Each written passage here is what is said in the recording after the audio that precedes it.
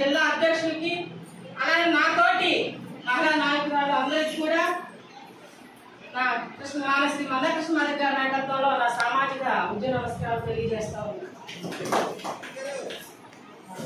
ఈరోజు అత్యంత సంతోషకరమైన రోజుగా మనం భావించాలి. మనం ముందున్నటువంటి రోజు 30 సంవత్సరాల నుంచి మన శ్రీ మందకృష్ణమాదిగ గారు అడుగడగలు పోరాటం చేసి జాతి కోసం, జాతి భవిష్యత్తు కోసం, అణగారిన వర్గాల కోసం ఎన్నో కష్ట నష్టాలు జయంతించాలని అనుకుంటున్నటువంటి ఏకైక వ్యక్తి ఉన్నారంటే మన శ్రీ మందకృష్ణమాదిగ గారు మాత్రమే. ఈ ప్రపంచంలో అలాంటి నాయకుడు లేడు.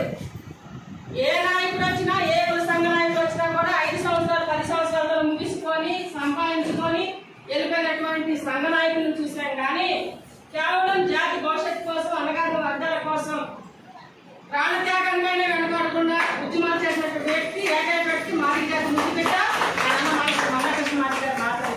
ఇది మనం గుర్తుపెట్టుకోవాలా. 30 సంవత్సరాల క్రితం మన పరిస్థితి ఏంటి, మన స్థితిగతులు ఏంటి? ఎవరు కూడా మాదిగని చెప్పుకోవడానికి ఏ ఒక్కరు కూడా ధైర్యం చేయాలి. 30 సంవత్సరాల క్రితం మీరేం కులం అంటే క్రిస్టియన్స్ అని చెప్పేవాడు, లేదంటే హరిజనులు అని చెప్పేవాడు. కానీ మాదిగని చెప్పుకునే ధైర్యాన్ని, రోడ్లెక్కి దమ్మున్నవాడు ఇల్లు ఉన్నవాడు అని చెప్పుకునే ధైర్యాన్ని అనుగ్రహించినటువంటి ఏకైక వ్యక్తి ఉన్నారంటే మన శ్రీ మందకృష్ణమాదిగ గారు. ఆయనకి జీవితాంతం మనం బతుకున్నంత వరకు తరతరాలుగా మనం పూజం చేసినా కూడా ఆయన రుణం మనం తీర్చుకోలేము. జాతి యావత్తు తీర్చుకోలేదు. మరి ఈరోజు అన్నగారు 30 సంవత్సరాల నుంచి పోరాడి అలసిపోయిన ఆలోచన కూడా లేకుండా యాక్సిడెంట్లు అయినా కూడా అన్నగారి కాలు దెబ్బలైనా కూడా మంచంలో కూర్చొని ఉద్యమాలు నడుపుతున్నటువంటి వ్యక్తి మన శ్రీ మందకృష్ణమాదిగ గారు. ఆయన ఎవరి కోసం చేస్తున్నాడు ఆ ఉద్యమాలు? అసలు 30 సంవత్సరాలు ఆయన దేనికోసం చేశాడు? తల్లులుగా, ఒక ఆడవాళ్ళంగా మనం చెల్లిగాను అన్నలకు అన్నదాతలుగా ఉన్నాం, తల్లులుగాను బిడ్డలకు అన్నదాతలుగా ఉన్నాం, భార్యలుగాను భర్తలకు అన్నదాతలుగా ఉన్నాం, కోడలుగాను అత్తమామలు సాగినటువంటి గొప్ప చరిత్ర ఎవరైనా ఉందంటే కనుక స్త్రీగా పుట్టినటువంటి మనకే. అన్ని విషయాల్లో కూడా సమర్థవంతంగా సంసారాన్ని ముందుకు తీసుకెళ్లే విషయంలో ఆడవాళ్ళకే సహజం. మగవాళ్ళకు అంటే చాకరీ దయచేసి మీరు ఎవరు కూడా ఫీల్ అవ్వద్దు. ఎందుకంటే మీరు బయటికి వెళ్ళి ఒక పని చేస్తే మేము వెళ్ళడానికి మన పనులు చేస్తాం, పిల్లలను సాగుతాము, మిమ్మల్ని సాగుతారు. అన్ని కూడా అన్ని సమర్థవంతంగా ఫ్యామిలీ పరంగా ఏదైనా సమర్థవంతంగా చేయగలిగిన శక్తివంతం ఎవరికైనా ఉందంటే కనుక అది మా స్త్రీ జాతర నేను గర్వంగా చెప్తాను. అది ఒప్పుకోవాల్సిందే, అందరూ ఒప్పుకోవాల్సింది. ఒప్పుకోకపోతే పుట్టిన పరిస్థితి అది. ఈరోజు కూడా నేనే ఎక్కువ ఉన్నాం కాబట్టి కదా. అయితే నేను చెప్పేది ఏంటంటే కనుక ఈరోజు మన మాదిగ జాతే కాదు, అణగారిన వర్గాలు 59 కులాలకు, అంతేకాదు అగ్ర కులాలకు కూడా పేదలకు ఏదైనా న్యాయం చేసిన వ్యక్తి ఎవరైనా ఉన్నారంటే మన శ్రీ మందకృష్ణమాదిగ గారు. అగ్ర కులాలకు ఎలా న్యాయం జరిగింది? ప్రతి వైట్ రేషన్ కార్డులో ప్రతి ఒక్కరికి కూడా ఆరోగ్యశ్రీ కార్డు వచ్చింది. మన మాదిగకే వచ్చిందా? ఆరోగ్యశ్రీ 2 తెలుగు రాష్ట్రాల్లోనే ఉంది. ప్రధానమంత్రి మోడీ రాష్ట్రంలో కూడా ఆరోగ్యశ్రీ లేదు.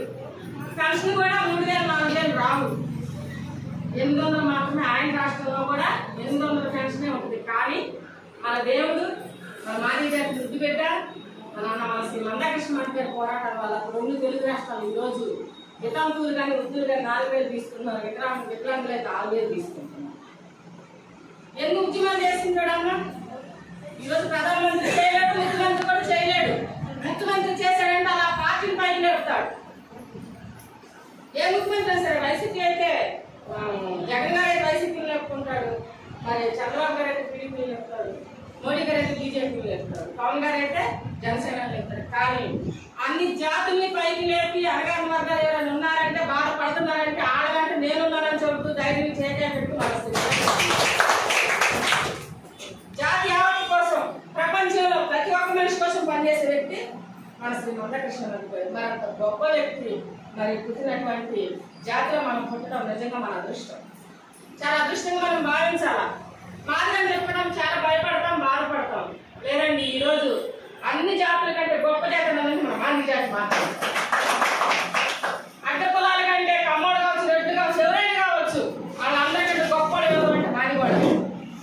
బాధలు పడుతున్నా, కష్టాలు పడుతున్నా కూడా అన్నమాట తప్పు, ఖచ్చితంగా తప్పు. అది ఏదైనా సరే ఎంత నష్టం అవుతుందని తెలిసినా కూడా అయ్యో మనం మాట అన్నాం కదా, మాటకే కట్టుబడి ఏకైక జాతి మాదిగ జాతి.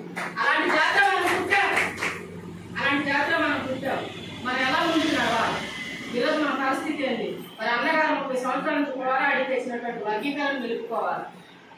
ఈరోజు వర్గీకరణ అయింది, అమలు చేయడానికి మరి చంద్రబాబు గారు అవకాశాలు ఉన్నాయి, ఖచ్చితంగా 100% చేస్తారని చెప్పి మనకు మాట ఇచ్చారు.